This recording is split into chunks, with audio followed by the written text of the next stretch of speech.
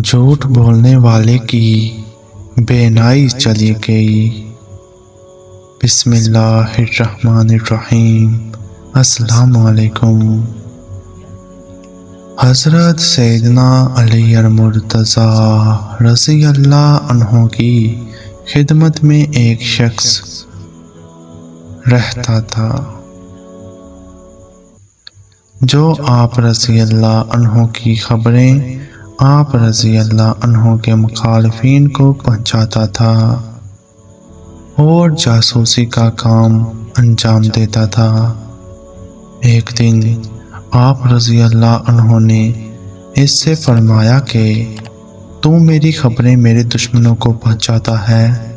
اس نے انکار کیا اور قسمیں کھانا شروع کر دی۔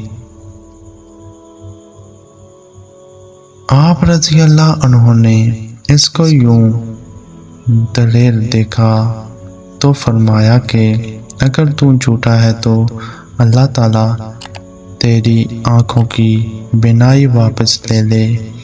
ابھی آپ رضی اللہ عنہ نے یہ فرمایا ہی تھا کہ وہ شخص چلانا شروع ہو گیا اور اس کی آنکھوں کی بینائی جاتی رہی۔